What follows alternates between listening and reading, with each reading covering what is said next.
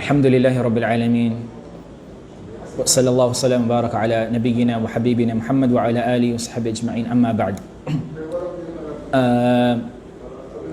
Mga kapatid sa pananampalatayang Islam ay magpapatuloy po tayo sa ating pag-aaral dito sa fiqh. Okay? Sa subject na fiqh. Okay? Nakaraan po ay tinalakay natin dito hinggil sa mga uri ng dumi, najasa, at kung paano ito linisin. Okay? Paano ito linisin. At ngayon, insyaAllah ta'ala, ay tatalakayin natin ang hinggil sa hayd. Ano ibig sabihin ng hayd? Hayd.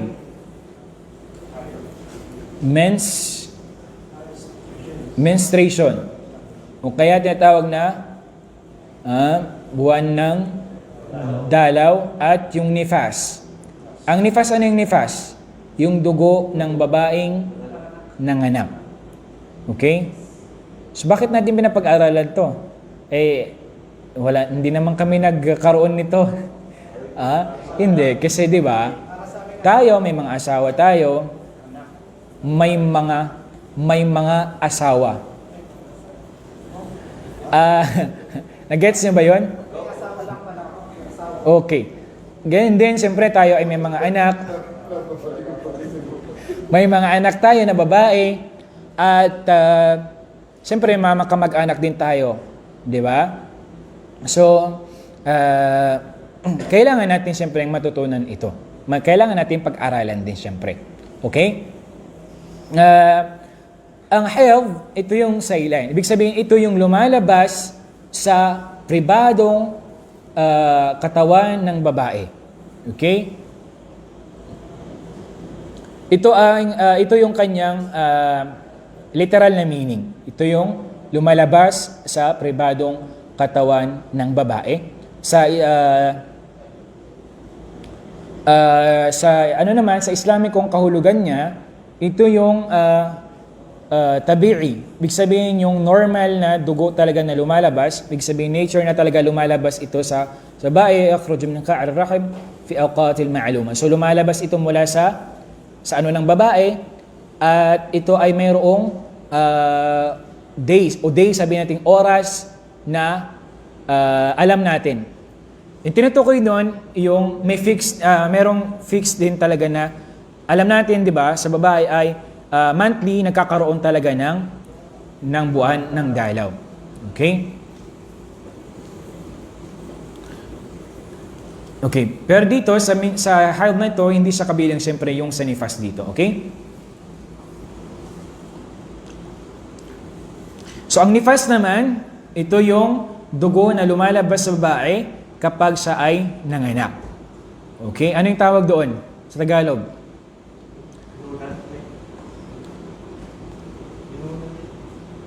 Yun parang laman yun sa laman yun. Okay ba ang ganun? At least, naintindihan natin yung nifas. Yun yung dugo na lumalabas sa babae right after niyang manganak. Iba pa yun. Yun yung, sabi nilang sumabog na yung kwan ng ano na yun. Yun yung panubigan. Yes, panubigan. Okay, panubigan yun. Yun na yung tinutukoy niyo po yung panubigan, pumutok na. Ibig sabihin yun talagang lalabas na po yun siya. Okay. So dito tayo sa unang usapin. Hinggil sa starting, okay, umpisa ng oras ng paglabas ng dugo na ito, hayd, at yung katapusan, yung end ng kanya. So dito, ibig sabihin, before ng 9 years old ng babae, ay wala pang nangyayaring buwan ng dalaw. Ibig sabihin, hindi pa dinadatnan kapag below 9. Okay. Ngayon, di ba, ang sinabi nila, bakit si Propeta Muhammad sallallahu alaihi wasallam, ito binabato to lagi sa atin, na tanong ng mga non-Muslim. Sabi nila, bakit si Propeta Muhammad, inasawa niya si Aisha na siya ay 6 years old pa lang. Anong sagot doon? Naam, inasawa siya ng Propeta sallallahu alaihi wasallam ng 6 years old pero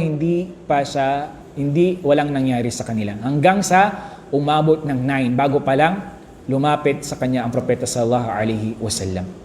Okay? Sinasabi nila, 'di ba? Napakaano naman ang propeta ninyo. Hindi. Kasi 'di ba?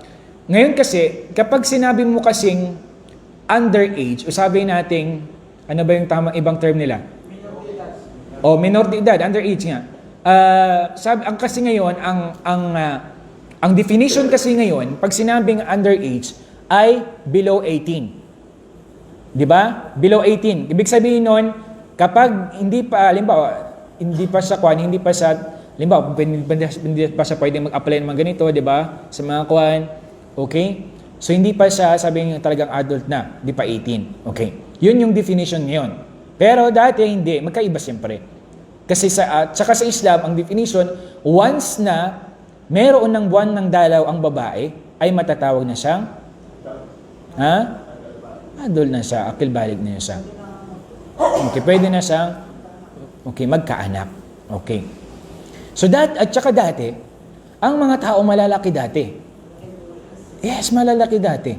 Malalaking mga tao, at tsaka magkaiba tayo siyempre ng yung environment, di ba? Makikita mo ganyan, di ba, mga 9 years old, nakapaka-matured na.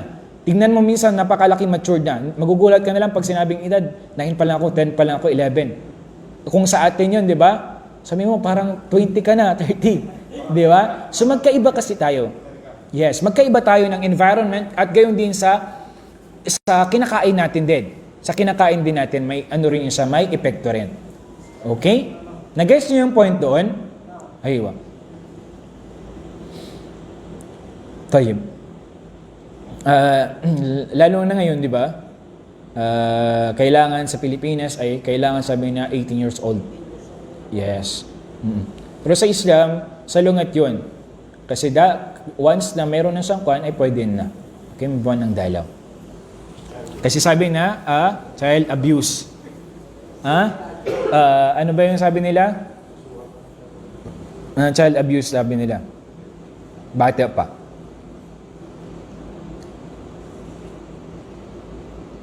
Bakit la haidha qabla tamam 9 sinin li'annahu lam yathbut fi al-wujud limra'atin haidhin qabla dhalik. So walang ibig sabihin walang patunay na before 9 ay mayroon na nagkaroon ng buwan ng dalaw. So 9 doon na nag-start.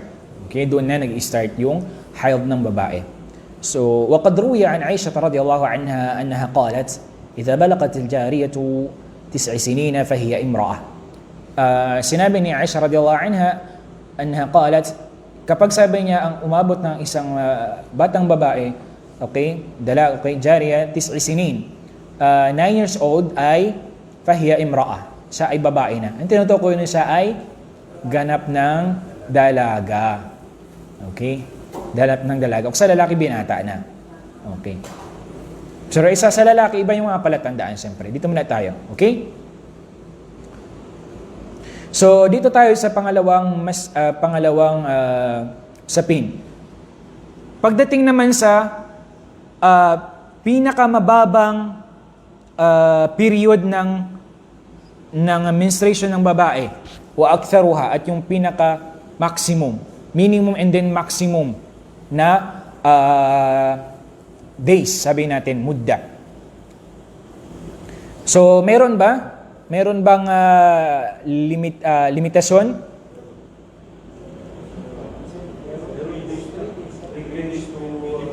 Minimum ilan? 3 days.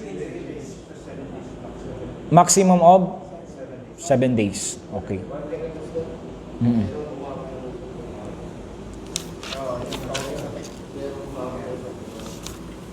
Inshallah, mapapag-aralan din natin yan. Mamaya matatalakay natin dito. Yung tinatawag doon kapag lumampas na sa day na maximum. May ano na yung iba na yung tawag doon. Inshallah, ipapaliwanag natin mamaya. At ano yung usapin pagdating sa paglilinis single doon. Magkaiba po yun sila. Inshallah, tatalakayin po natin. Pakinggan niyo po ng maayos, inshallah. So, dito binanggit walang walang limitasyon yung pinaka minimum at maximum niya. Okay? Pero yung maalum sa atin ito yung parang tanyag or alam natin is 3 days talaga yung minimum. Okay? Wa inna ma yurja'u fihi ila al-'ada wal-'urf. Ibig sabihin, wala sabi niyang limitasyon, pero sabi niya babalik pa rin 'yun kung ano yung kilala o kaya kung ano yung alam ng mga tao. So 3 days, di ba?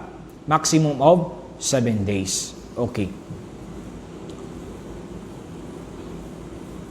So yung kalimitan, yung ghalibul hayd, kalimitan na ano niya is 6 at 7 days. Okay? Liqawlihi sallallahu alaihi wasallam li Hamna bint Jahsh, okay? Okay, sinabi ng Prophet sallallahu alaihi wasallam, sabi niya, ang hayd, sabi niya, tahidhi fi ilmi Allah ta'ala 6 ayyam. Ikaw ay, sabi niya, ay nakakaroon ng buwan ng dalaw sa karunungan ng Allah subhanahu wa ta'ala, okay, ay 6 ayyam lang, 6 days, o 7, o kaya sabi niya ay 7. So magtasili wa salli 24 yawman. Then after doon, sabi niya, ay ikaw ay maglinis at magsala. Wa 24 yawman o 23 yawman o kama yahidhu an-nisa wa yatahharna limiqat haydahunna wa tahruhunna. Okay? So yun. So dito, kapag ang babae ay natapos na sa kanyang buwan ng dalaw, kailangan niya ng maglinis. Kailangan niya ng maligo. So yung ligo niya ay katulad din sa ligo ng lalaki. Okay. Paalala, hindi po pwedeng galawin ang babae, yung asawa, habang siya po ay mayroong buwan ng dalaw. Haram po yun, hindi po pwede. Okay? Magsabar ka muna. Okay, hindi po pwede. Haram po yun na pan. Okay? So, hintayin mo munang matapos yung time ng kanyang buwan ng dalaw. Okay? Wasalli 24 yawman.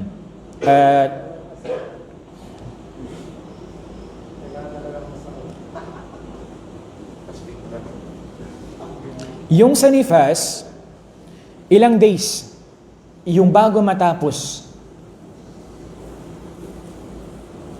Ayun ba, yung babaeng nanganak?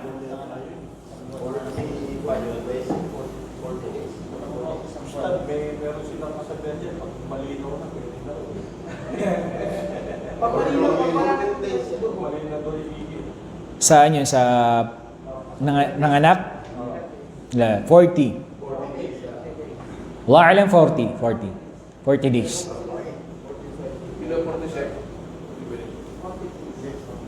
40 days. So, sobra isang buwan. Tagal-tagal na.